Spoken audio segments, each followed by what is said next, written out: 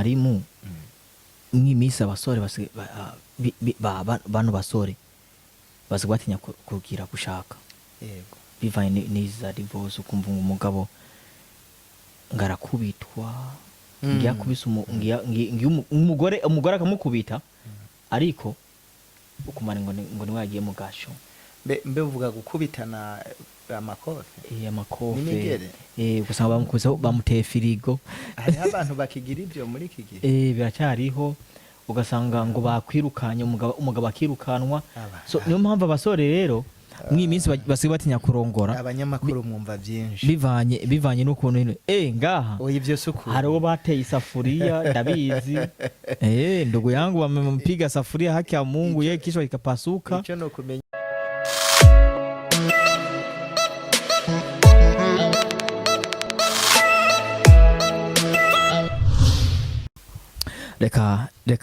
reka dushimire twongere tunaramutsa abari mu baradukurikirana mwese. Iyi ni JTV online ku bari bakunda kunkurikirana kuri Intore Top TV izina ryahindutse bivanye management twahinduye izina rya TV. Iyi ni JTV online. Reka twongere dushimire mwese mudukurikirana mwese mutuba hafi tubabwira ati umuntu wese yoba afise ikibazo umuntu wese wafise ingorane Imana iriho kandi Imana iri ngaha kugira umuntu wese abashe kwiyumva yuko Imana iriho kandi umuntu wese wafise ibibazo Imana iriho iramubona ntiyave yihebura. Uno munsi tukaba dufise umutumire wacu mukamumubona kwi kamera za JTV online. Singiye kumuvuga izina ariko araza kwivuga hasa usangiye kuvuga izina nzi kumbe sijyo bamwita mu rugo ugasanga nkoza amakosa. Mutama turakwakiriye kuri JTV online. Murakoze cyane na je nyene ndabashimiye kuduha akanya kugira ngo twongere tuganire tuganire n'abakoza kuba ariko badukurikirana eka nabandi bazoshobora gukurikirana ibi biganiro mu nyuma. Turabashimiye cyane. Ariko nababibwiye amazina kurabo kumbure batanzi je nitwa Vianney nkaba imba nagiriwe ubuntu bwo kuba muri iki gihugu hanyuma kandi gisa umuryango murayibona ndashaje hama rero nkaba nezerewe no kuza gufata akanya ngo tuganire kumbure mu bintu bitandukanye kugira ngo kumbure dufashanye muri ubu buzima bwa misi yose tubayemo. Nkuko yabivuze na je nkaba mfasha akanya ko kwihanganisha ababuza ababo abarwaye abari muri lockdown abagize ibibazo mu miryango mwisi niko bigenda ariko dufise Imana ibandanya kudufasha ibihe byose. Ntidushobora kugira ubwoba kuko Imana iba kumwe natwe ikaturinda. Ni nayo mpamvu turiho kandi n'abagize ibyo bibazo nabo suko bakoze nabi ariko kumbure inyuma y'ibi bizobabera igishinga ntahe kumesha abandi uburyo umuntu yaciye mu ishuri bimworohera kuzofasha abandi bari muri ryo kugira bazohace neza nabo nyene. Murakoze cyane. Twongera tuyanganisha n'abafise amadeni muri banke afite amadeni y'abandi byananiye kugira bishure tubasabira yuko mwosaba Imana nta kamaro ko guhunga ideni cyangwa ugata umuryango wangu urimo urahunga ideni ngugiye kurondera ngo amafaranga uzori ideni ariko byose ni Imana. Saba Imana igufashe kuko wavuze ko witwa Vianney niko ni murengera ntware Vianney ariko hari indi zina wakwita bivana n'umuntu wariwe mwarimu kubatamuzi kubatamuzi ni mwarimu lakini iyo mwarimu sinzi yavuye ni mwarimu wigisha abanyeshuri ni mwarimu wigisha mu rusengero ni mwarimu wa ndimo byose mwarimu yigisha abanyeshuri kandi ndi umwarimu mu ngoro y'Imana yigisha ijambo ry'Imana uretse n'ibyo kandi nkuko ndabivuze mu bwarimu naho nyene harimo ibice bitandukanye ariko dusanzwe dufise n'intumbero yo kwigisha ikirundi abarundi bari mu buce butwegereye rero turafise programa y'abana aho bagenda bigishwa ikirundi burindo umva ivyo navyo nagiri ubuntu ndagenda nkafasha nka bumwe mu bandi gusa koremo baradukurikirana bashobora kumenya ati ese tuherereye he dore mu gahe gace twebwe duherereye muri Australia niyo mpamvu yavuze ati ni mwarimu arigisha ikirundi ese ikirundi kigisha abana batonya canke n'abana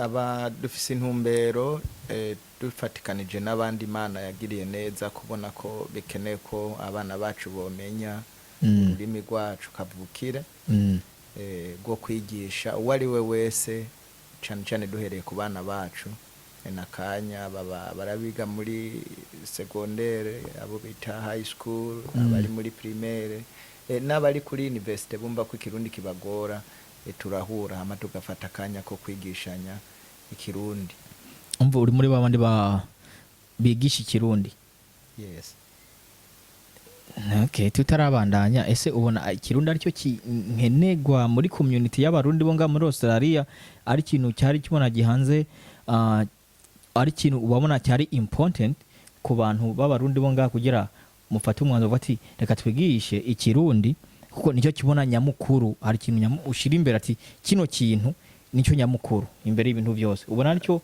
kintu nyamukuru kugira mutangure kwigisha ikirundi ngaha murakoze kumbaza ico kibazo gome kwigisha ikirundi ni ikintu nyamukuru cyane kuko ku isi abantu bafise ibyo no kwita ikibaranga aho bakomoka ikintu ca mbere n'ururimi ikintu ca kabiri ururimi ruca ruzana ibyo bita imigenzo n'imico ntushobora kumenya umuco rero wawe w'igihugu cawe waho ukomoka utumva ururimi bavuga ca kabiri nuko twasanze uravye abana benshi abantu turi kumwe mu ibi bihugu nuko ushobora kugira umuvyeyi adashobora kumva icongereza canke izindi ndimi akaba ashobora kuvuga ururimi rwaho yavukiye w'ikirundi ico gihe rero akeneye kuja kwa muganga urashobora kwicarana n'umuganga umwana wawe akumva ivyo muganga ariko aramubwira akumva nawe nyina wiwe ivyo umubwira canke se wivya mubwira canke undi mubanyi yagiye gufasha ariko umwana bikamunanira kubwira uwari karasigurira mu majambo y'ikirundi ati ma muganga avuze ibi nibi papa muganga avuze ibi nibi cyo ni cambere ca kabiri kugira ngo umuntu avuge ko akomoka mu gihugu runaka naho umuntu yofata urugenda kajayo icambere kimuranga nuko ashobora kuvuga ururimi rw'ico gihugu hanyuma nkuko bizi rero abarundi dufise ururimi rumwe rw'ikirundi abana bacu rero muri kazuza kabo keza nuko bategerezwa kumenya ururimi rw'abavyeyi babo banashitse hariya bakisanga yashaka kuja gusaba amazi yashaba ikintu cyose bakamaza ati so ninda akashobora kumuvuga ivyo rero bifise akamaro kanini kaniro kumbure co bakirekera ni vyiza cyane gose big up kuba kuri community y'abarundi yo muri Queensland Brisbane kuba bashoboye gufata kwiyumvira bakicaramwe bakavuga ati reka twigisha abana bacu ikirundi nukuri ni vyiza cyane kubona umwana mutonya afise nk'imyaka nk'itanu ashobora kuvuga ikirundi tukaba tumenyereye yuko ngaho umwana mutonya w'imyaka 5 utunamura musa ati amahoro nibiki umeze gute arashaka kwishura ateze mu kirundi ni vyiza cyane reka tubashimire abatekereje cyumviro bose community y'abarundi president w'abarundi reka tumushimire icyo cyumvira akoze yego n'umuntu yoshimira ariko umuntu yoshimira benshi kuko nibaza ko nabandi uko bazogenda babandanya baza ni gikorwa ca buri muntu oya nivyo byiza cyane gusa wari umeze neza nukuri turi amahoro turashimira Imana ubuzima bwa Australia bugufashe gute ubuzima bwa Australia uko Imana yagombye ko tubaho suko kumbere dusumba abandi canke dufise ivyo turusha abandi ariko Imana iracadutije kumererwa neza iyo tubishimira uko niyituma tubaho niyituma n'umuntu apfa oya uko ndakubona ni ubuntu bwayo uko ndakubona nabona umeze neza gusa ubuzima abantu ashobora kwiyumvira ati nk'abantu batabaho ngaha mu kino gihugu ashobora kwiyumvira ati nk'abantu mu gihugu iwacu twasizeho ati muri Australia na hantu umuntu ashaka gutora amafaranga kwibarabara amafaranga arandagaye ngaho ukayatora nyine nkuko bisanzwe wewe ushaka kubakira ku mayanga ukavuga ati bagabo burya rero kugira umuntu atora amafaranga biranagorana. Icyo no bivuga ko ahantu hose ni ku isi kugira ngo umuntu abeho arakora kandi umuntu kugira ngo abeho ararondera. So icyo nomenyesha uwo ari we wese aho ari hose ku isi nko mu bindi bihugu aho ariho hose ni uko umuntu arakora Imana igahezagira ibikorwa by'amaboko yiwe. Umuntu rero ari mu iki gihugu no mu bindi bihugu icyo novuga gusa ni gusa Imana ikamutiza amagara meza akaba akomeye hanyuma rero akanayisaba kugira ngo ihezagire ibikorwa by'amaboko yiwe, ari abakoresha amaboko yabo, ari abakoresha ubumenyi bw'ibyo bize, ari mu buryo butandukanye. Ariko ntabwo umuntu ashobora kugenda atora amahera mu ibarabara iyo biba ari uko hari abantu biyumvira uko nicyo ituma nk'uko ubimbajije umwe wese yomenya ko atari ukuri. Hariho hose umuntu arakora hanyuma rero yamara gukora akajya ibivuye mu ntuguta yiwe. Oya nivyo kuko shobora ashaka gutelefona yibere mu gihugu akagwati bagandungikira amafaranga ati mwe mwarashitse ati mwe muri ababosi biki n'ibindi gusa uwo mubwa ati bagana nanje ngaharahiye hameze nabi ukase wumva narinzi yuko waya amafaranga mu yatora kwibarabara cyangwa amafaranga magirugo nivyo kuza turababwiza ukuri ati amafaranga turayakorera ariko nicyo atora kwibarabara. Novuga yuko gutelefona ni byiza kuko umuntu aba yakwizigiye hanyuma kumubwiza ukuri nabyo nyene nibyo bikenewe kuko ukuri umubwiye niko yubakirako. Mugabo nkuko no bivuga ubuzima burasumbana kuko hariho aho umuntu ashobora kuba akaba bishoboye yarabyize cyangwa abizi ariko ntaronke ako kazi. Hano rero sinovuga yuko kumbure ariho heza gusumba ahandi, ariko umuntu yashoboye akaronka icyo akora akaronka aharonderera ntabwo ashobora kubura ikintu yotungisha umuryango wiwe. Ubwo rero ndibaza yuko umuntu wese afasha akanya agakora n'abandi bose batwumva gutelefona nibyo birashoboka kandi by'ukuri ugereranije no mu bindi bihugu Imana yaraduhaye umugisha ko umuntu ashobora kurondera icyo akora bivanye n'ubumenyi bwiwe n'ibyo ashoboye akaronka akazi. Noya nivyo. Reka twongere tubamenyeshe ati uyu ni Mwarimu, je ndamuhamagara Mwarimu kuko yavuze ko yigisha Kirundi, yigisha abanyeshuri, yigisha mu rusengero, ari mu mice myinshi uko mwebwe mushaka kumufata ariko je ndamufata nka mwarimu nanje nka mwarimu wanje ko hari ibintu byinshi yanyigishije. Iyi ni JTV online, twongera tubashimira mwese muguma mudukurikirana ku mwanya turi muri hehe, turi muri Australia muri Brisbane. Nta yundi mushaka kubona akora ibiganiro nk'ibi atari JTV online. Uno munsi tukaba twifuje kuganira ku bintu muri societe tubona nawe ukabibona, ibintu biduhanze amaso twese nk'abana, ibintu bigize bishobora kubangamira imiryango yacu cyangwa abana bacu, uravyumva. Uno munsi nkaba navuze ati ndagutumira ndakubwira ati reka tuyage ku kino kibazo. Ngahari ikibazo sibaza kuri muri Australia honyene, ndibaza ni kwisi nzima. Ikibazo cy'umuryango. Uno munsi umuntu arashobora gutorana umugore n'umugabo bakabana bashimanye, ariko inyuma y'indwi imwe cyangwa ukwezi kumwe cyangwa umwaka ukumva abantu ngo batandukanye. Kuki divorce ziguma ziba nyinshi ngaha? Sio ngaha honyene, agiye mvuga ibyo mbana ngaha ko shaka kubona ibyo ibiri mu Burundi cyangwa mu Rwanda cyangwa muri Kenya. Je ndimo ndavuga ibyo mbona ngaha, niyo mpamvu nagutumiye ndavuga ati nk'umuntu inzi yuko uri umuntu uganiriza abantu benshi muri societe, kandi uri umuntu benshi barakwisanzura ko urahanura uraganira uri umuntu kweri hauna ubaya na mtu yote niko no bivuga jewe kuri jewe gusa ugasanga divorce zabanyinshi ngaho kandi umuntu batoranye bashimanye ata muntu avuga ati ngo genda utore kanaka cyangwa ugasanga bamufosinze ngo agende kumeringa umuntu atifuza ariko bobo nyene ubwabo babyihitiyemo ariko ntibirame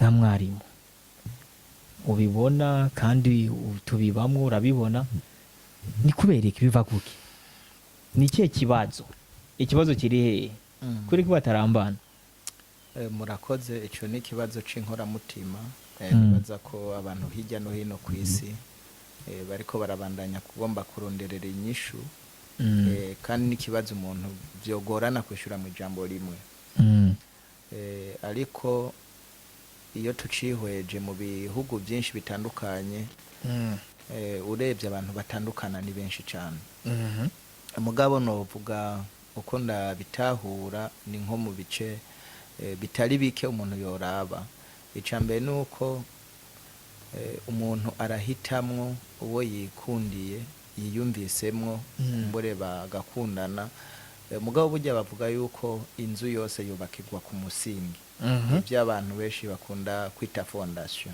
cyangwa good foundation ku bakoresha izindi ndimi nuko mu gihe cyose umuntu agiye gukundana rero niyumvira ko umuntu banza guhera mu ntango kuko aho rero dushobora tugereranya umuntu w'iki gihe agiye kurondera uwakunda n'abavyeyi bacu kuko uravye abavyeyi bacu imbere yuko ukunda umuntu babanza kuraba ico novuga ingendo ziwe uko abayeho uko abanye n'abantu uko akora hanyuma bamara kubishima akaba ariho rero batangura kuja kwindi ntambwe yo kubwirana ibintu by'urukundo ariko ubu ndibaza yuko atariho bihera abantu kandi ca kabiri nibaza yuko bataronka umwanya wo kubanza kuraba neza ico bagiye guhitamo kuko navyo nyene iyo umuntu ahisemo nabi umusingi ucuba nabi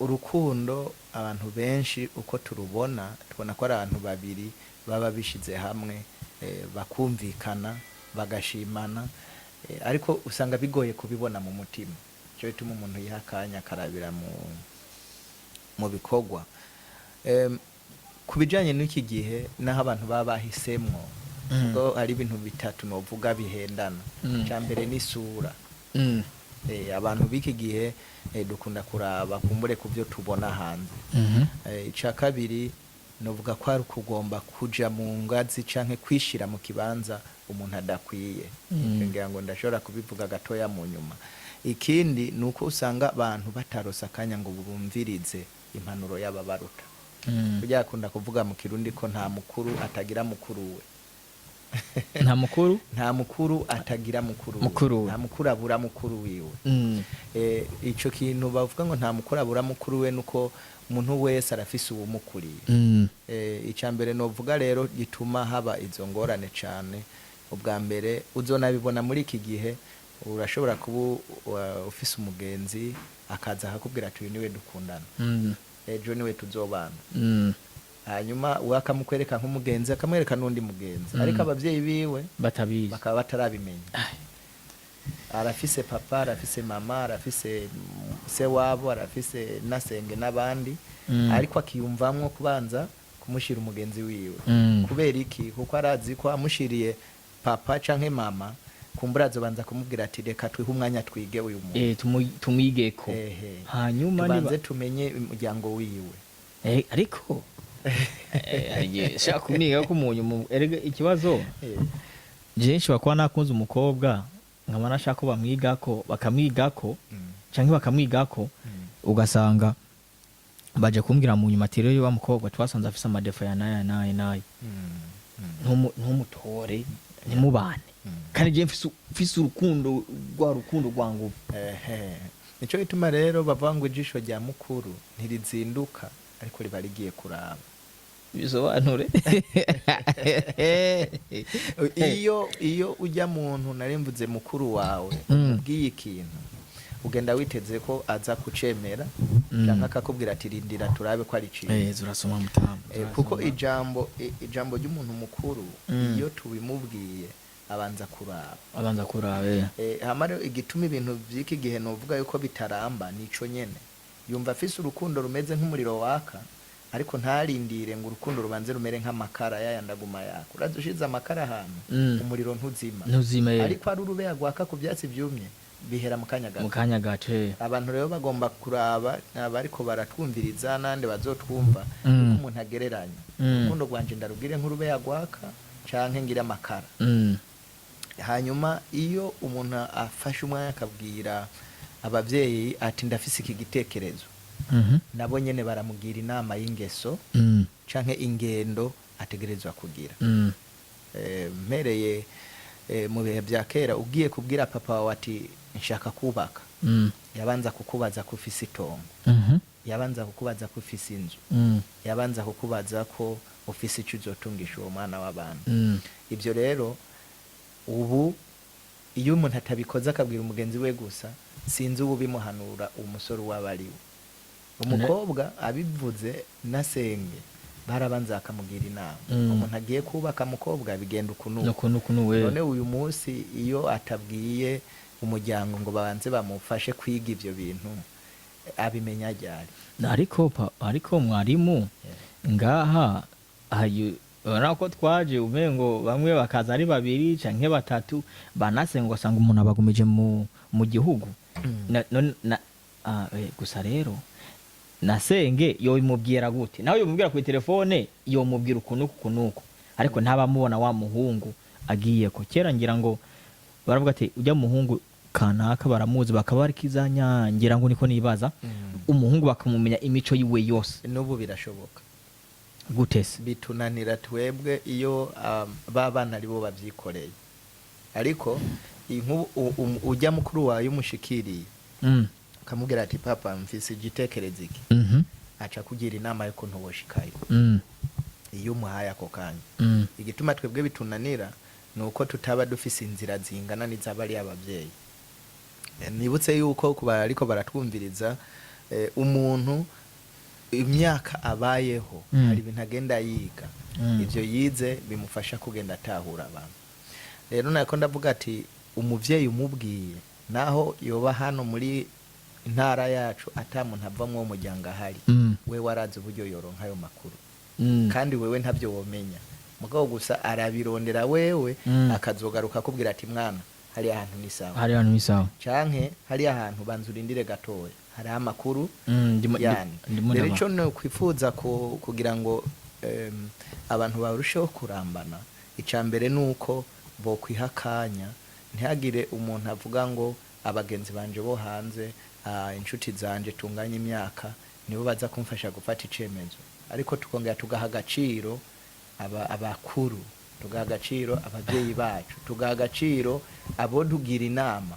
Uzi muganga nahaguhaye umuturura ariko niwugukiza.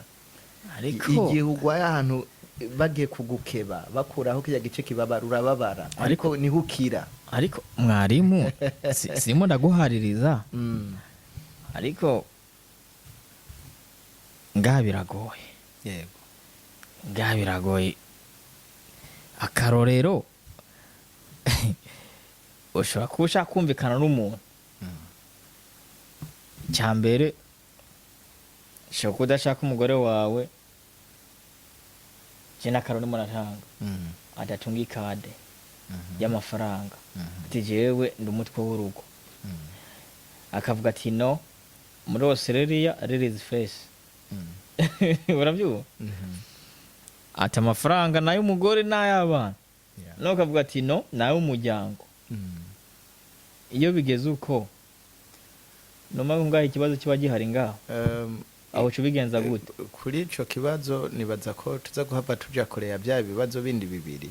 Ariko ico no kivuga ko nuko iyo tugiye kubana main reason main point y'ingo zisambuka nicyo kirimo. Iyo tugiye kubana iyo abantu bagiye kubumwe bo biganira baciye imbere ya leta bakagenda kwemerana kubakana bakora iki bemera yuko bagiye kuba umuntu umwe bagiye gushira itunga ryabo hamwe bagiye gufatira ivyemezo hamwe iyo bishitse umwe muri bakaba kivuga ngo wewe madamu ntiwotunga ikadi ngo wewe ntiwotunga ngo join je mutwe w'urugo uravyumva ko baba barahendanye ntibaba bemeranije ukuri ko bagiye kubumwe aba hari mu umwe agafitiye amakenga wundi cyo ni cambere cya kabiri iyo mugiye imbere y'Imana kubemera amashengero atandukanye canke imisigiti iyo muri imbere ya pasiteri canke shehe canke padiri avuga ngo aba bantu babaye umubiri umwe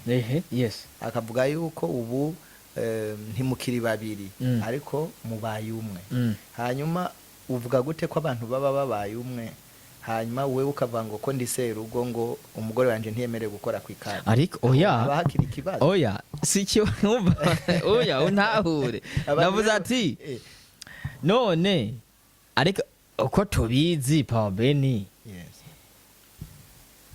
hari umutama yigeze kubivuga aravuga ati rero ati yamara ati aba bagore twavanye muri Afrika tarabashikanye ngaho bashaka kudukubita kudeta lakini tuma muri Afrika baratwubaha bakatwumviriza mu byo tuvuga byose yashatse kuvuga iki ntaji kontrol umuryango gukontrola umuryango na gukontrola umuryango ngira ngo urabitahura nagivuga ati rero no musi ndashaka kugiki uno musi ndashaka kudusuma ibi tino musi rero ikade ya madame ni yiwanje turumvikana amafaranga y'abana tuyagenza uko icyo nashize kuvuga nashaka kuvuga ati je ndimo ndishimira kw'ibyo bintu by'amafaranga kubera nivyo byishi je nivyo mbona nivyo byishingo amafaranga se kibazo nivyo byishingo ariko nivyo Papa Beni nivyo byishingo igituma amafaranga baye kibazo nuko abantu bubatse ahatariho ndagusigurira igituma ko abantu bubatse ahatariho nuko bwa mbere kugira umugabo n'umugore babumwe bubakira ku rukundo bamara gukunda urukundo barufise akaba ariho baronderera ibintu hamwe urukundo rero iyo ruhabaye umugore akaba ari mu rugo akunzwe n'umugabo bizana ico twita icizere bizana kutikekana bizana kwizerana rero muri ico gihe nibwira yuko iyo umuntu yizeye umugore wiwe nk'abantu babaye mu bihugu twavuyemwo ufise umukozi ukamubwira ati ngaya mahera agenda usume hari ico bita kugavura ico gihe umukozi n'umukoresha haba harimo itandukaniro umukoresha bayibaza ko umukozi yaje ngaha kugira ngo akora akazi ahembwe aronka umushahara agende ariko umukozi nawe aba umukoresha iyo abibonye uko umukozi nawe abavuga ati ndondera ikintu cotuma nanje niyiteza imbere mu ngo rero suko bimeze mu ngo nta numwe aba yaje kugira ngo akoreshe uyu ubundi akoreshe uyu ivyo byo birumbi ibintu hamwe rero ico novuga ku muntu wese ashobora kugira ico gitekerezo no kubanza kwiyumvira mbe jewe ngiye kubaka kugira ngo ndo nk'umuntu aje kunkorera ndo nk'ukuntu no kontorora nkategeka canke ngiye kuronka umuntu dufashanya kubaka tugashira ivyumviro hamwe tugakomeza urugo rwacu twubakiye ku rukundo urukundo novuga yuko kubizera bavanga urukundo kwihanganira byinshi urukundo kandi rurihangana kwihangana no kuvuga iki igihe cyose woba wizeye umufasha wawe umuhaye ikada tigenda ugura iki wo kwizera ko aza gukora ibintu by'ukuri kuko uramwizeye ntumwikeka ntuvuga ngo arangavura kanatsinda naho yotwara 100 igihe cyose mukundanye agarutse arakubwira ati hani umunsi nagiye nsanga hari kindi gikenewe nibutse mu nzira cyo ituma nakiguze hari umugore ashaka kuvuga ati jewe ikadi yanje ntushaka kuyikoraho uravyumva ikadi yanje n'abana ntumeye kuyikoraho umugabo nakavuga ati none je kundi umugabo kubera iki ntokora ku ikadi y'umugore kubera iki reka turabe dufashanye kuri ico kintu umuntu avuga ngo ikadi ntiyemereye kuyikora ko uyu nawe ntiyemereye gukora ku kintu c'abana ari nakubwiye aho hejuru iyo abantu bagiye kubana basezerana kuba umubiri umwe basezerana gutunga byose hamwe. Ariko pa Beni hinga oya naguciye mwishari guhuza byose. Yego igiri urambwira ndabitahura. Ariko ibyo barabikora bakavyumvikana. Ariko inyuma y'amezi abiri inyuma y'umwaka baba bihinduye gutese. Nanje nshaka turabire hamwe ikosa riba ryavuye ahantu hambere ikosa riva nuko baba bubakiye hamwe na nakubwiye. Urumva umugore avuze ngo abana ni gwanje. Ariko pa Beni none wa munsi bagenda kubakana baremeranya. Siko wavuze? Yes. Baremera ati tubaye umuntu umwe. Yego. Icawe ni gwanje, icanje ni gwawe. Sivyo? Yes. Wa munsi rero hazotangura kuza abana, Imana ikabahezagira bakagira abana. Canke umugore azogira akazi ibiki nibindi. Tangura kumva no amafaranga nayi gwanje. Naho divorce ziva. Nari nakubwiye yuko ibyo ni nuvuga ko ari amashami, ariko igiti ubwacu sico.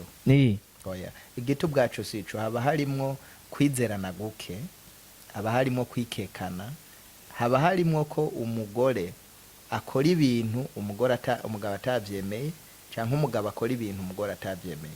Hakaba hari umwe muri bo avuga ngo ibintegezwa kuvyibikira. Reka nkwakarorero. Yes. Bakunda kuvuga ngo umuntu atambana na mukeba ngo ntagira gute. Ntavyonzi. Umuntu atambana na mukeba ntakubita urugohe. Ibyo babivuga kubera iki? Babivuga kuko iyo uri kumwe na mukeba wawe nguma mucungana kujisho. Mucungacungana ku kajisho. Mukeba ni iki? Mukeba ni umugabo afise abagore babiri. Umwe ujya mugore umwe niwe yita mugenzi we ko ari mukeba we. Umugore wa mbere? Yes. Ufise abagore babiri. Abo bagore bitana bakeba kuko basangiye umugabo. Okay. Now, iyo abantu bako barakorera hamwe mu rugo. Nakubwiye yuko haba ikintu bita kwizerana. Bamara kwizerana bagashira ibintu byabo hamwe, nibyo baba bavuze mu majambo. Ariko iyo bagiye hari ikintu bari bavuze ngo umuntu akaba ari umutwe w'urugo. Urugo, yes. Umutwe w'urugo ni nka manager mu company. Manager, yes. Company rero uwo mu manager araba inyungu zi company. Yes. Ariko hari haba papa baraba inyungu zabo kwanza mbere ko baraba inyungu z'umuryango. Ndagwa karorero ugasanga iyo umuntu arongoye company araraba akavuga ati hariya hakenewe ibi, hariya hakenewe ibi, hariya hakenewe ibi. Ariko hari aba papa nyuma yo kubana bagasezerana bya bindi byose. Maybe umugabo ashitse muhira n'umugore ashitse muhira, umugore araba agasanga bimwe yamubwira ni kwa rukuri. Kubera iki? Kuko bimwe yamubwira byabaye mu majambo. Hagaca yiyubakamwe ikintu cyuko uyu mugabo ibyo twavuganye sibyo. Canke umugore bakabaravuga umugabo bashika, umugabo agasanga bimwe bavuganye sivyo. Kuko ujya munsi w'urubanza ubukwe abantu banezerewe. Ntibasubira kugaruka ngo bakore urubanza rwo kubabwira ati wa mugabo nashitse nsanga ameze ukundi. Canke wa mugore ameze ukundi. Aho niho hatangura kuva wamuzi ukuvuga ngo abana banje ngo amahera yanje. Kubera iki? Kuko mu isanzwe nk'abagabo n'abasore bako baranyumva bisaba umuntu afashe icemeze ngo agende kubaka. Hari ibintu aheba iyo yari umusore. Ivyo birumvikana. Muri ivyo harimo ibintu bita kujya hanze, twebe tuvyita take away. Hari ibintu bita gutembera ijoro akagenda agira kuri programa yiwe. Hari ibintu bita gukora akaba atabwiye mugenzi wati ngiye aha. Yes. Ivyo umugabo wese yabikoze umugore ashatangura kubona ko ataruhara afise mu buzima bwiwe. Yes. Kuko ikintu cambere gituma umuntu tumwita umusingo akora ibintu byiwe atawagishije inama. Atanum. Yes. Urazi yuko hari abagabo bubatse nubu baba bakimeze nk'abasingo mu migambi yabo mu rugo. Yes, ndabazi. Ivyo rero n'amakosa. Urazi hari umugore nawe nyene aba ari mu rugo ariko nawe akaba afise wa bya vyumviro. Arubatse ariko akora nk'ucibana. Nimba ari migambi yiwe ku kazi ni wayipanga. Nimba ari abagenzi be bamutumiye ni wabipanga akagenda. Nimba ari ikintu agiye gukora ari mpuzagura n'ikindi ntashobora kubwira umugabo ati hane ngiye gukora iki kintu. Si yuko aho rero haba hakiriho kakabazo. Uzi yuko ibyo urimo uravuga nigeze kubyumva. Nkaba rero nagomba kukubwira nti iyo ibintu biraho tuba twiteze divorce. Kubera iki? Kuko umuntu n'umugabo aba mu rugo, uwundi n'umugore aba mu rugo, abana n'umugabo ku gitanda kimwe, ariko aguma ashaka gukora nk'umusore agakora nk'inkumi. Ibyo rero bikazana iciyumviro mu mutwe w'uwundi, akama ashaka kuvuga ngo none ko tubana iyihe nyungu yanje kubana nawe nimba ukora ibi. Cyo ni cyambere. C'est vrai. Rero nkaba nagomba kuvuga nti kugira ngo ikintu ico cyo kuvuga ngo amahera n'abana banje, akazi nakanje, inzu ni yanje biveho, nuko abantu bagiye kubana bo banza kwica utwo tuntu nakubwiye two kuvuga ngo ndacara umusore ariko ndacafisa abagenzi banje b'abasore bakora ipati, umugore wanje ndakeneye kumenya. Ndacarunda umugabo ariko ndafise abagenzi banje dusangira akayoga, umugore wanje ndakeneye kumenya. Ndi umusore ariko ndafise impuzu nahora nambara, numva ntashaka guheba ndi umugabo. Ndafise abagenzi twahora tugendana. Hariho n'abandi bafise abagore muhira, mugabo bafise n'abandi bagore ku ruhande. Bariya bahora bagendana kera batahebye. Ico gituma ya divorce aguma bameshi. Kuko wibuke yuko iyo mukundanye umubwira amajambo menshi yo kumubwira ngo ni wewe gusa kugira kwemere ni wawe gusa, nta wundi muntu nzigera ndakurutisha. Ariko ashitse muhira akabona indwi ya mbere itelefone yawe irimo password kuri buri kantu, akabona ico gihe ntashobora kumenya ibikorwa byawe ko bigenda, arakuraba akabona ugumura umusoro, umva abona ko yabeshwe. Ivyo birumvikana. N'umukobwa nawe nuko umugore yaje kubaka, wewe akaba yarakubwiye ngo ni we gusa, uzi ko isi ni ntoya. Ivyo byose isi ni nakantu gato cyane. Ushobora gukundana n'umuntu mugabo ukabuza ati uyu mu kwezi guheze yahora akundana n'uyu, canke mu mwaka uheze uyu niwe bakundana. Maybe ari mu iki gihugu canke ari mu kindi, ariko uko kose bahora bakundana we ukabubizi, ukavuga ati naho biruko nta muntu abo mu marayika, ivyo reka tureke ibyahise twibanire. Kubera iki? Uko twumvikanye amasezerano n'amajambo twavuganye. Mwabana ugaca usanga babandanya bavugana n'ababandi. Mbere rimwe na rimwe kanakubwira ati we burya ati ndakuravye usumbwa nuriye. Mwe nayo majambo mububatse azana ibintu bikomeye cyane. Ivyo byose. Hama rero ica kabiri nashatse kukubwira kare, abantu baragenda bagahitamwa abantu batari mu rwego rwabo. Yari naco ituma nagomba nsabe umuntu wese ari karanyumva kugira ngo mu mahitamo naho nyene turabe neza. Ngabantu baragenda aragenda twavanye guhitamwe umuntu wishakiye. Ngabantu baragenda bagahitamwe batari mu rwego rwabo, batari muri mu kigero cyabo. No ingomba ndagusigurira ico ndakuvuga. Wewe n'abantu turi kumwe nabe nyene baje kuntahura.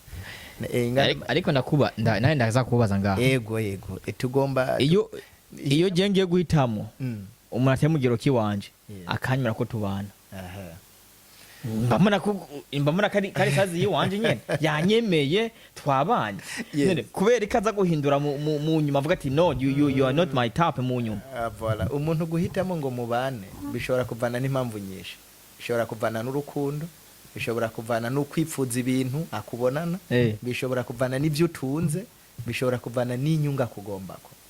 Sigiye cyose bitegwa n'urukundo. Reka nkwakare birashika muravye ugasanga hari I'm dead man. To be honest, abantu mwese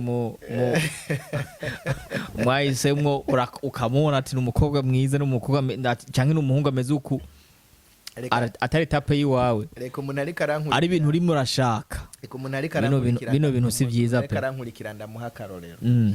Birashobora gushika nk'ubu jewe ibyo tuko turavuga tubivugira ngaha muri Australia. Nkaba nkeneye umufasha umugore. Nkaba ngaha no mu gihugu runaka. Agenda kurondera y'umufasha. Uwo ngenda kurondera n'umuntu asa gute? N'umuntu ameze gute? High classic. Nkagenda nkaraba ito twita VIPs. VIPs. Ngiye kurondera. Umuntu ahejeje university akora muri banke. Nanje ubwo hamwe muri ca gihugu mvuye sinigeze mara na seconde. Ukora muri factory ufata inkoko. Kumbure n'akazi kora nikaka n'umuntu agakora yakukora ko n'into kugasanga umenga ni icuma kikubuye. Fata inkoko. Ashitse hariya wa muntu agiye kurondera. Icambere amenya uvuye he? Ati mvuye mu gihugu runaka. Kandi ubwo namwe umutima yarakeneye ikintu cyo mukura he. Yihahandi. Nakubwiye kare tugitangura ko ari ibihugu ushobora kuba warize ubishoboye mugabo nturonka akazi umukobwa yavyumva canke umuhungu aca avuga ati Imana iranyugururiye sinshobora kukubwira ko uri mubi bwa mbere ntarabona kuntu wewe umeze ntazi akazi ukora mu gihugu urimo ntazi ukuntu ubayeho ntazi kahise kawe akavuga ati ndavyemeye kugira iki ave muri ca gihugu aze aho uri aje aza afise imitima ibiri aza agomba kukumenya neza kuko wa mwanya wo kubaza abavyeyi ngo bafashanye kukwiga ntuba warahabaye ubwa kabiri abatazi wewe urinde havuyemo ya majambo wamubwiye kandi ayo majambo ashobora kuba atari ukuri yose ashitse aha akivyumva bati Imana iranyishuye agacaza wewe utoye umuntu avuye mu kindi gihugu akiri fresh avuye kuri uni afise masters we nawe ubwo nta ni certificate ya mbere ufise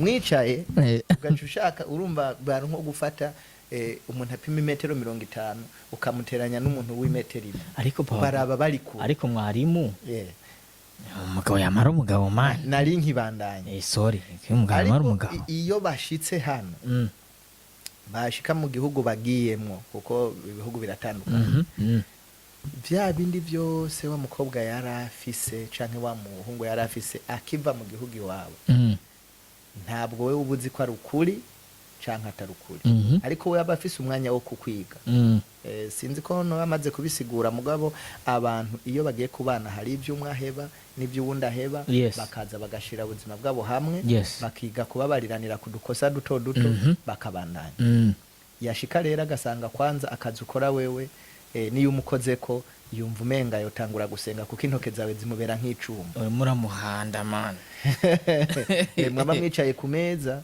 ugasanga ivyo yari yiteze si byabona kuko iyo umuntu ahejeje canke iyo umuntu abayeho ubuzima runaka hari ibintu abayiteze ivyo yabibuze ucuvuga ngo none ko bakundanye bakazanana akava mu gihugu akaza hano kubera iki biciye bipfuba ariko biba vyatewe nuko ntiyaje kubera urukundo ntiyaje kubera akwizeye ariko nuko yavuga ngo maybe nzosanga ameze nkuko nshaka ica kabiri hariho abantu batorana bafite igihushane c'imyaka myinshi abantu babana gutyo bambabarire ariko ni kimwe mu bituma ibintu bigenda nabi kuko ufashe umuntu w'imyaka 60 ukamubanisha n'umuntu w'imyaka 25 ivyumviro byabo ntibisa ivyo bakunda ntibisa imikino bashaka gukina ntisa usanga aho baje gusohokera ntihasa keshi biba ku bagabo batora abana batonya ivyo novuga ko biva kuri bose kuko hari haba mama ngaho hanze nabo nyene bawujije amahoro ugwaruka gwacu hari haba mama bashaje ariko bashaka gutora abantu bangana n'abuzukuru babo abo nico ituma ndabasaba kubiheba kuko bitwaza uduhera bafise bakitwaza ubuzima barimwo naco bituma bafata nabi abana bacu abahungu naba papa nabo nuko iyo mugiye kubana usanga hari utuntu tworoshe umuntu agiye mu isoko ashaka kugura iyo ita chocolate pipi umuntu amageze muri iyo myaka bibonye avuga ko ari ibintu by'abana kandi yaramutoye ari umwana ariko we kubera ari iyo myaka barimo nivyo abayifuza we nawe kuko wayirenze ububona ari ibintu biteye isoni ico gihushane kironona yashika mu gihugu agiyemo agasanga hari abantu banganya imyaka maybe banganya n'ubumenyi aca avuga ati why not tutuba umugenzi n'uyu muntu kaza turiganirira niho uca usanga umuntu ari mu nzu ariko ibiganiro n'umunezero ukaba uri kurava hanze uciye mu telefone mukicarana n'umuntu divorce ico ni ikintu gikomeye gituma ziba kubera iki umutima wiwe muba mwicaranye ngaha ariko umutima wiwe uburi ahandi hantu kuri wa undi yabonye ko bamacinga bajana bari mu kigero kimwe rero ku bantu bako baratwumva no vuga nti ni byiza kuko urukundo abantu bakunda kuvuga ngo ntirutoranya ariko abantu bamenye yuko mutoranye rukundo abantu bamenye yuko nyuma yo kwambara zijya mpunzu muhagaze imbere ya padiri shehe pasiteri imbere ya leta bariko barabemeranya ubuzima bwo muhira buba butandukanye biba bisaba rero kugira ngo divorce zigabanuke nico naca abantu bacigeho ubwa gatatu abantu bafata umwanya wo kwibaza bati mbe ubu notora umuntu mbona yuko duhuje dukwiranye tungana ivyo bari vyiza. Bariko barankurikirano babwira gakuru gatwenza iyo utoye umugore mwiza cane niko ubongeje ingorane. none canke ugiye ku mugabo mwiza cane none niko uba wongeje ingorane. Ati kubera iki? none tutora baza batora abagore babise. Oya, mpanura abantu batora abantu bari mu kigero cabo, abantu bangana. Pabe mugani uko bivuze ati urukundo ntirutoranya, wamwibone ukona ari hot woman katura umugore ni mwiza pe, nawe ibereka waida akakwishimira. Ni uyize ngo nuwawongeje se. Nari nkubwe ndagwa karorero kaboneka nuri karadukurikirana raza cyahura. Ahantu hose uciye hari igiti kiri kwa mavuka canke imiyembe baragitera amabuye, umuntu wese afata asibuye yego agatera. Yego, kubera iki? abashaka gukura kucyamwa. Yego, ahantu hose umuntu aciye abantu bakavuga ngo my god uwo mugore n'uwa mbere, biba bivuga genda ugerageze urebe ko wo mugani kandi umugore w'umuntu. Yega hariho na bamwe bitanamenyekana, usanga n'impeta barazinyegeje.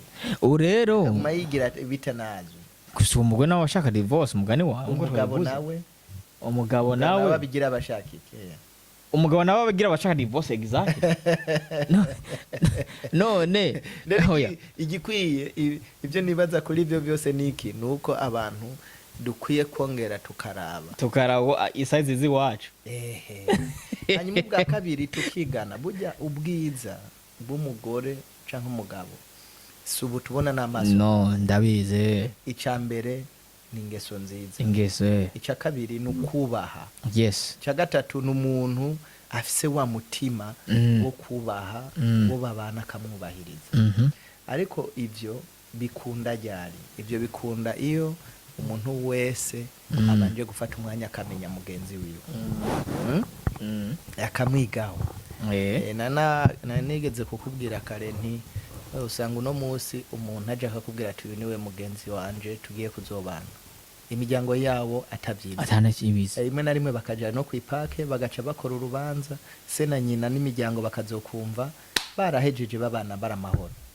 Ariko iyo bibaye uko rimwe na rimwe haba habayemwo kwihuta, kuko ntabwo haba hararoswe umwanya wo kuraba mugenzi wanje. Ntanze nk'akarorero ku bantu b'abagabo n'abasore twebwe turiyizi, uhuye n'umuntu usanga umubwira amajambo menshi y'urukundo, rimwe na rimwe ukamwizeza n'ibitangaza, amubwira ko uzomugurira inzu, uzomugurira Ferrari kandi mwenyewe uhakubita irege utambuka n'amaguru. Gusa rero mugani yabivuza abagore ngo bakunda guhendwa nibyo baba bifuza. Nk'abantu babaye mu bihugu bimwe bimwe wasanga umuntu atana n'amahera afise mugabo akigora agafata ikintu kivyibushe biti ingodo wallet agashira mu mufuko n'imfunguruzo atani hera ririmo canke yaba yayarusa agashira ku inoti imwe hejuru kugira gusa afate wa muntu amuhenda. Bakunda guhendwa, atamu mufuko huzuye ibi. Abagore bakunda guhendwa. Kujya guhendwa rero hari ico vyonona yo mumaze kubana. Okay. Gusa wamurose nta ngorane. Ingorane iriho kuko niho ashika mu nzu butarekeye na kabiri agaca asaba divorce. Kubera uba waramwembejeje ko ufise amamiliyoni. Yashika muhira agacarara yubitsinda. Uzi ko divorce ziva hano heshi? Ziva heshi nivyo nakubwiye. Buri kwimaze va hano heshi. Bishika umuntu wamubwiye ko ufise miliyoni 2-3. Ufise iyo ndege.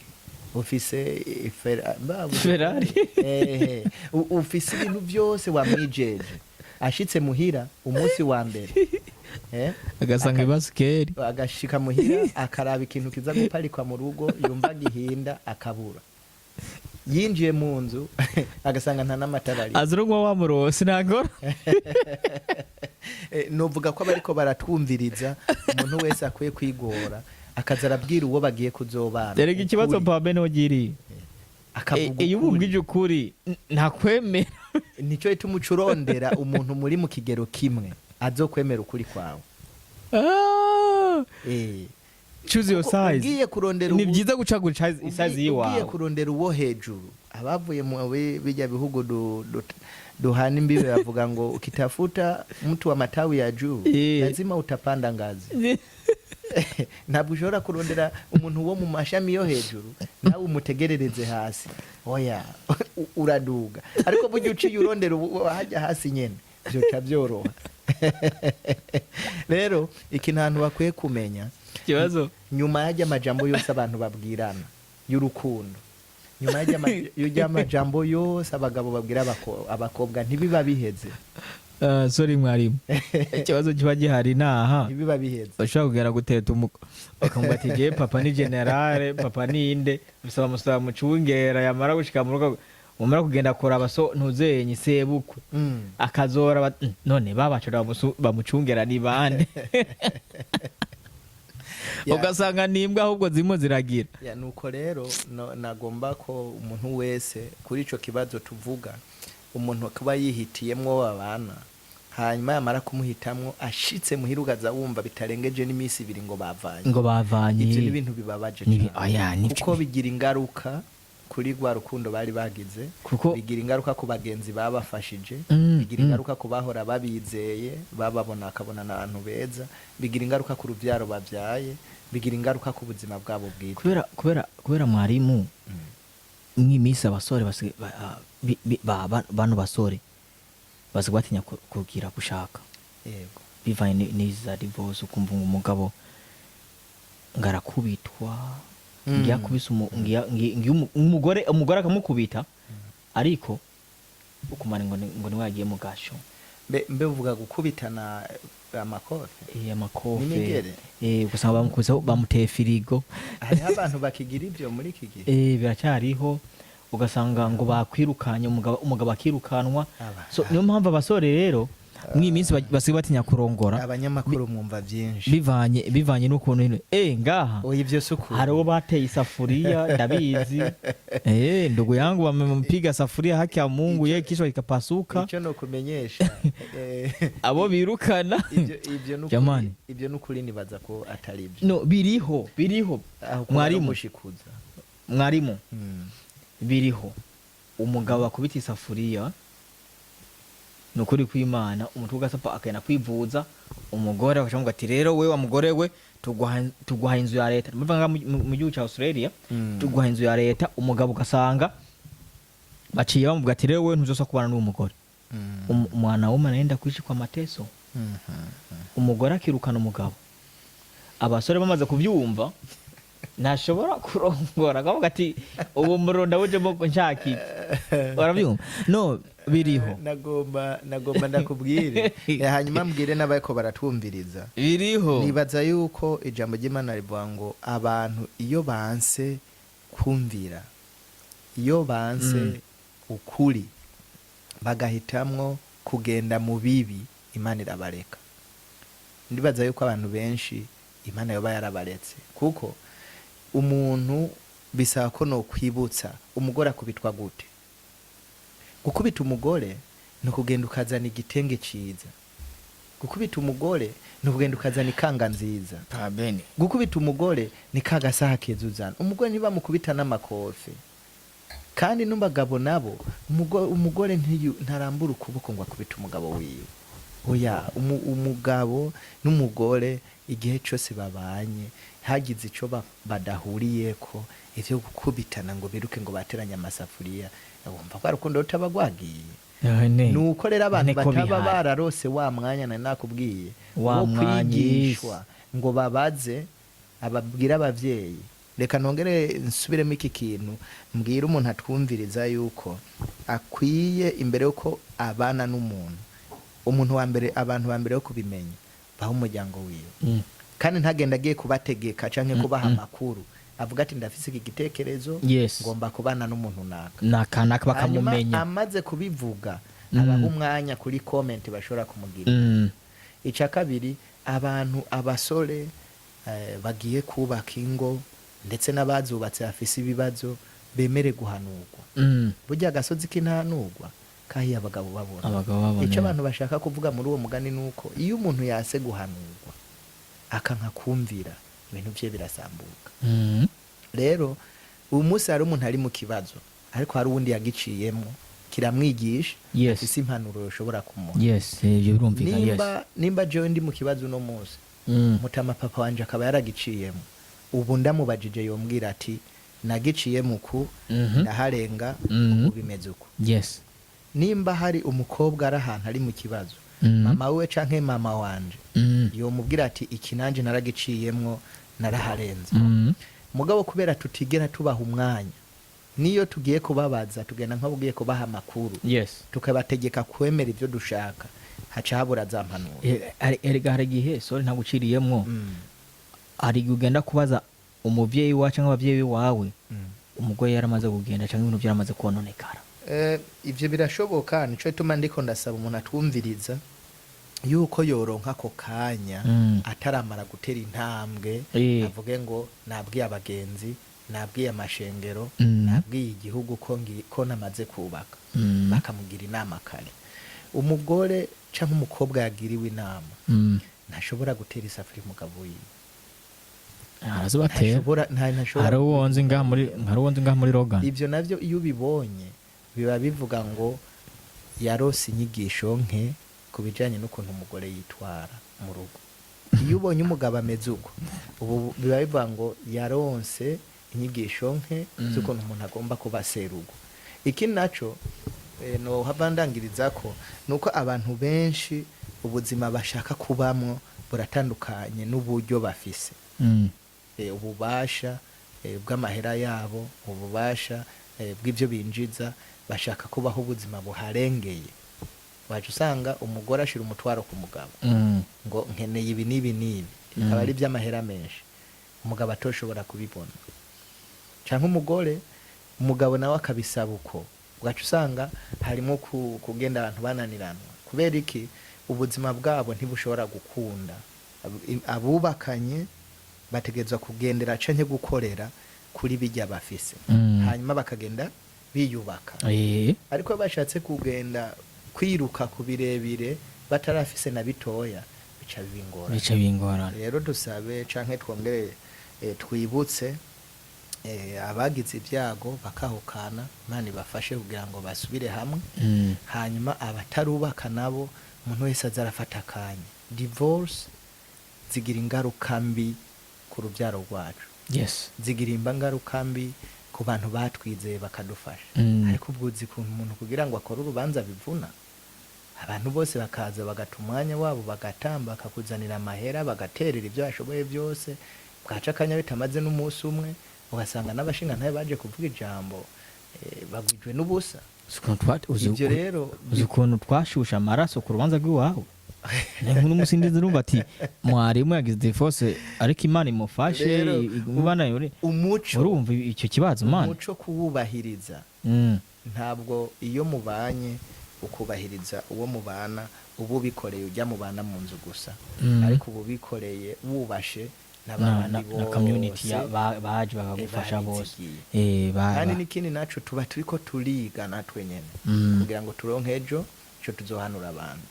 Rero ingaruka mbi zizogabanuka hamwe abantu twofata umwanya bivanye naho umuntu akomoka n'igihugu ciwe, hariho hose ava akubahiriza inyigisho aba yarahawe zo kugira ngo ibintu vyiwe bashe kugenda neza.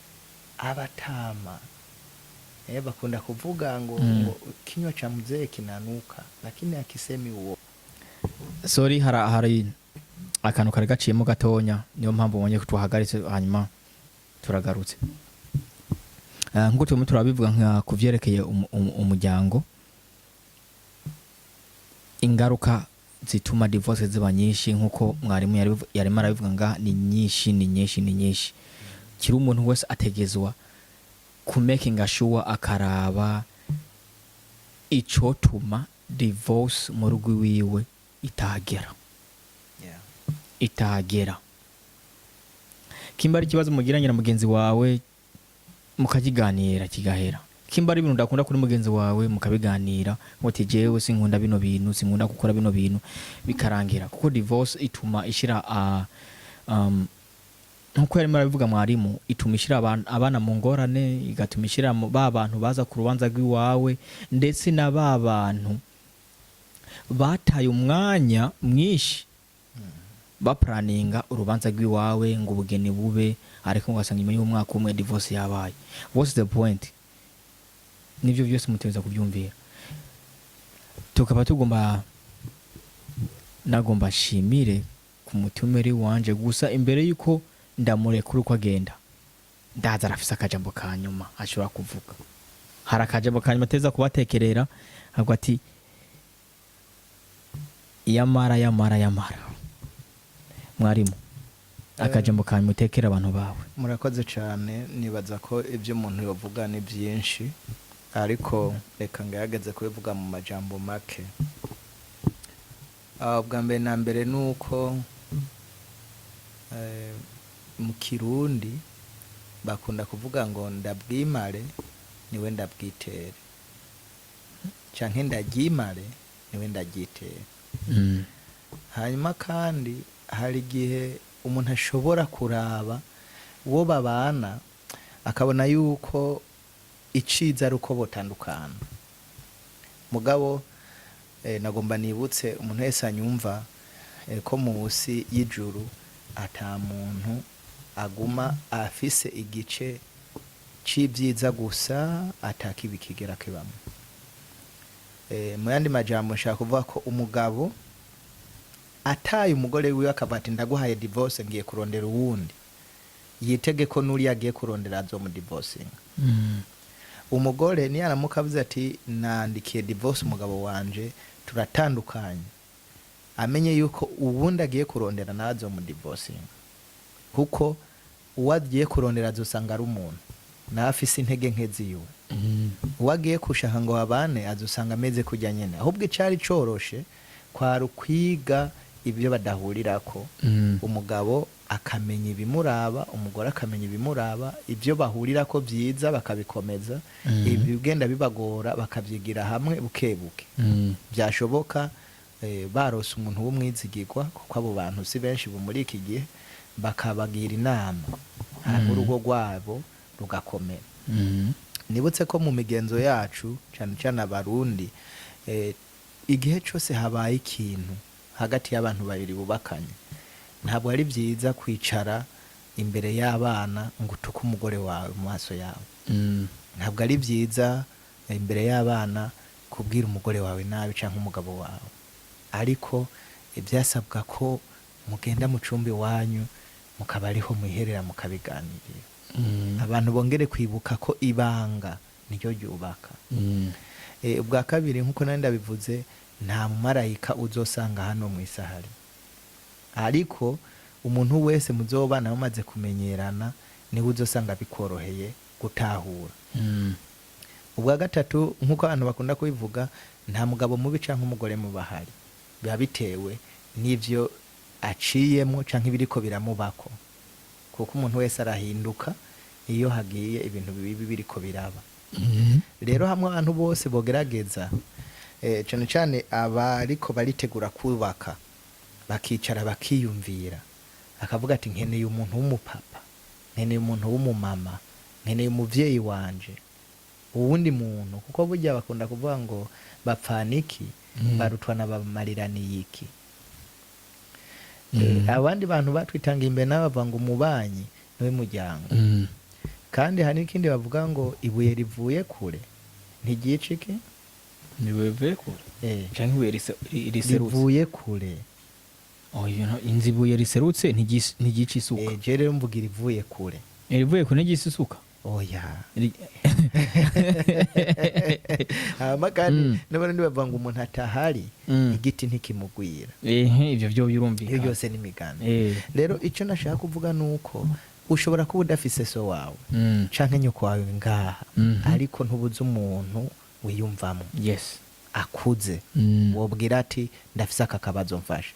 Rero abantu nibatahure yuko ivyo umuntu ari karacamwe no munsi ari wundi yabiciyemo, kandi yo kugira inama bikagenda neza. Hanyuma kuri mwebwe mutarashaka, mukiri mwizo nzira zo gushaka, banza ufata kanya umenye umuntu mugomba kubaka. Ubwa kabiri utahure yuko hariho intege nke zawe niziwe, ntubona amakosa yiwe gusa. Reka kumbure no kugabanya divorce, nibutse ko abantu bakwiye kuraba n'ibyiza. abantu bubu barabibibi gusa yankoshereje yangiriye iki ariko ntibibuka ibihe byiza bagiranye kwibuka ibihe byiza navyo birafite akamaro mu bantu bubakanye byanashoboka ukamushimira kuko usanga kenshi abantu turibuka umwanya wo kubwirana amakosa wakoze ariko wosanga ari gake nawe nyene munyamakuru ugira igihe ukicara ukabwira umudamu wawe ati nada nashanda gushimire kuri ibi byiza ibi nibi wakoze Jene mubwira imisi yose uwo burumwe muri benshi jene mubwira imisi yose uri umwe mu bantu nk'ijana uwo burumwe wabashimira umugore we jene mushimira imisi yose abandi bubakanye benshi hariho uw'indya zija ku meza umufasha we yamugaburira aheje gufungura ati mamaze nkarabagahaguruka yigiye kakajambo ko kumubwira ati mada wakoze cyane indya zari nziza cyane ntiyigera mugakore abagabo mugakore wa muntu atumye umugabo wiwe ati hani uze guca mu ishopu nzanire kino kintu umugabo akava ku kazi yiruka arusha imbere uko aja muhira akagenda akagihitana agishikanye ahereje umugore ngo ntuko zibategerezwa gukora namubwira turakoze ariko abantu bubakanye utwo tujambo two gushimiranira mu byiza navyo nyene tubikore ntituraba amakosa gusa nizeye yuko nitwabana yagufashanya umuntu wese akamenya igice ciwe bose zizogabanuka aya vyovyo urukundo rw'abantu ruzokwiyongera n'abasore bazorongora abafise ubwoba bwo kuvuga ngo mu ngo habimeze nabi mu ngo nta mahoro ariyo bizohera kuko bazoba babona yuko hariho ibyiza biriko biravamo ikindi naco novuga ndangiza nsabe ko umuntu wese atokwubakira ku bwenge bwiwe gusa umuntu atazi ubwenge burya ashima ubwiwe ariko umuntu w'umunyabwenge yiga no ku bandi yiga no ku byo abona yiga no ku bimukikuje akagenda avuga ati aha reka ngirageze kuza ndiyubaka aho rero niho umuntu wese azoshobora kuvuga ati reka ndabe ku buzima twaba turabubandanya turabashimi murakoze murakoze reka Mwarimu tongere tumushimire ku kiyago cyiza no ku mpanuro nziza aduhaye iyituma impamvu ingo ziguma zisambuka yaduha ubororo bwishi yaduha impamvu nyinshi ingo zisambuka n'umuti wazo twotuma ingo nyinshi zazambuka mwese mudukurikirana reka tongere tubashimire umuntu wese yuguye ino video arubwo bwa mbere twamwifuriza gukora subscribe kugira azaronka ibiganiro byacu buri munsi ku mwanya bivuye muri Australia hanyuma akazarironkera amakuru y'abatama abasore abamama abakecuru ngaha muri Australia muri Brisbane kugira azarironkera amakuru yose ari yose ku mwanya reka tongere tubashimire murakoze murakoze namwe